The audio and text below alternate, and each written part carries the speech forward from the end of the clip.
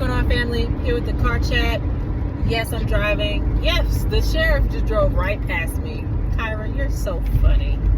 Yes, I got a new phone. The phone is exposing all of my flaws, but you know what? We are here in all of our imperfection to learn and to grow together. And today what I wanted to talk about was how much of what I get to help you do is mindset related, and specifically your mindset around whether or not the plan is working. Oh my goodness. The number of messages I wield, right? The number of messages you all send me throughout the week that say, Coach, I stepped on the scale. It said that I gained 2 pounds. I'm freaking out. What am I doing wrong, right? Or the number of times I received a message. Actually, I received a message earlier this week from one of my clients, Cecilia. She is 72. She sent me a screenshot of her bike ride that she'd just done. Guess how many miles she had biked? Nope. Cecilia had biked 16 miles. Coach, I'm freaking out. The scale is up a pound. This isn't working. And my rebuttal to her was, if you can show me a 72-year-old who biked 16 miles yesterday and is in better health than you, then I'll quit. I've been wrong about everything. I'll quit my job. I'll stop coaching, right? But this is important for us to kind of spend some time with our minds on, all right? Specifically thinking about how we relate to how we measure progress. We've talked about this before. Measuring progress is not only the number that you see on the scale when you step on it today. Here's the thing. Your scale weight fluctuates by the minute. I'm sure some of you have done this before, where you step on the scale at 9 o'clock. You're like, no way. And you step on the scale at 9:02 and you got a different answer. Your answers will be different every minute, every hour, every day of the week, which is why it's so important when it comes to the scale to take your scale weight once a week and track trends over time, not just the number that gets reported today. Because no, you didn't gain a pound of body fat over the past week. We talked about this before too. Do you know how much it would take to gain a pound of body fat? A pound of body fat in and of itself is made up of 3,500 calories. And in order to gain a pound of body fat, you would need to eat 3,500 calories more than your maintenance calories today. So for kicks and giggles, let's just say all of our maintenance calories are 2,000. You need 2,000 calories to perform your functions, to go to the gym, to take care of your children, fill in the blank. You need 2,000 calories for the day today. In order to gain a pound of body fat overnight, you would need to eat 3,500 calories today. So what does that look like? That is several large pizzas by yourself.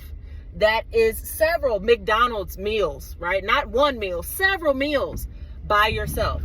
And so once you start to understand, okay, it would have been physically impossible for me to eat as much food as I would have needed to eat in order for the scale to go up in terms of body fat, then what is this number that I'm seeing on the scale? The number that you're seeing on the scale is water, and your body holds water for a myriad of reasons, okay?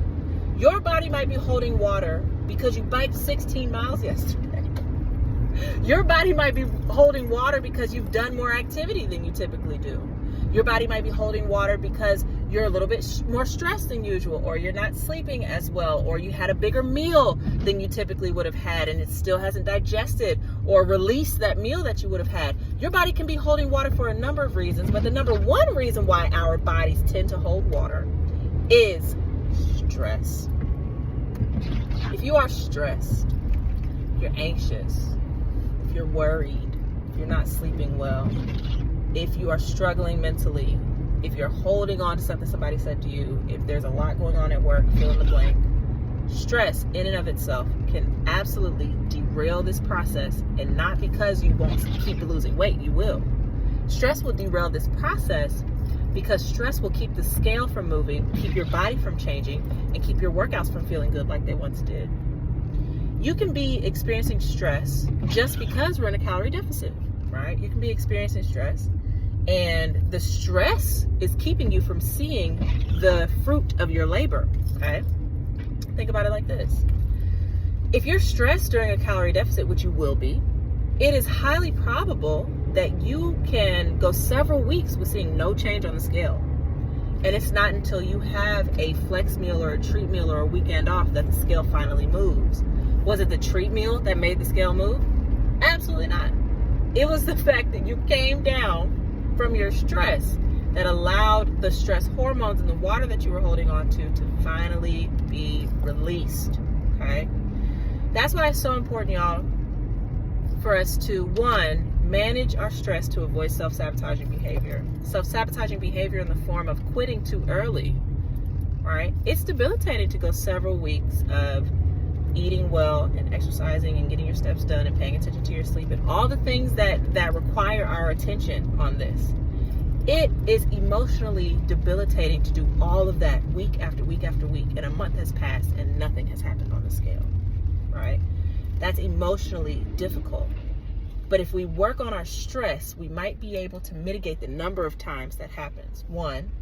And two, when that does happen, we might be able to continue making progress without quitting too soon. When you quit after not seeing the scale move, right? Not seeing the scale move is an indicator that something else needs to change, okay? When you quit after not seeing the scale move, you're giving up on something that's too early for you to be letting go of, all right? Step one. Then, as the scale isn't moving while you're pursuing, your weight loss goal or your body recomposition goal, the scale isn't necessarily moving, you're getting kind of frustrated about it, you realize that you're a little bit stressed out.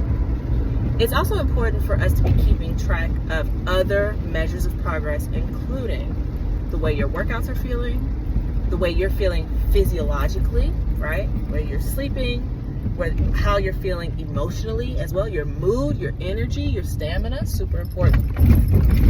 But it's also important for us to be keeping track of your progress in terms of your waist circumference measurement and your progress photos. The way that you look over the course of a month, especially if you're training hard, you're training well, you're focusing on your protein, the way that you look over the course of a month, even if the scale says nothing has changed, can be drastically different.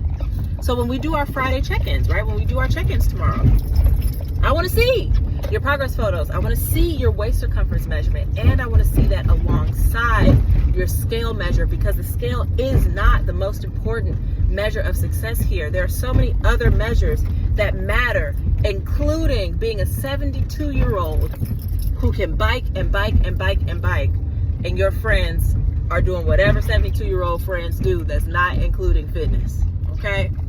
All that to say, I want us to stay focused when we have the opportunity to kind of freak out about this stuff, because the opportunity will present itself, right? But I really, really, really want us to stay focused, all right? Because whether you know it or believe it or not, the thing is working, right? Even if it's not necessarily working the way that you thought it would, okay? Having this level of preparedness, of emotional resolve, and understanding of the process allows you to stay in the process for longer. And that's what we want, all right? I've made it to my destination safely, y'all. You don't have to worry anymore. I'm going to get one of these little car thingies, these little windshield things to put my phone on so I can talk to you like this while I'm driving. I had one. I think I broke it. But yeah, I got a new phone. It's showing y'all all my skin problems. That's fine. We are here authentically today. But I hope you all have a wonderful, wonderful week, and look forward to touching base this weekend. Talk to you soon.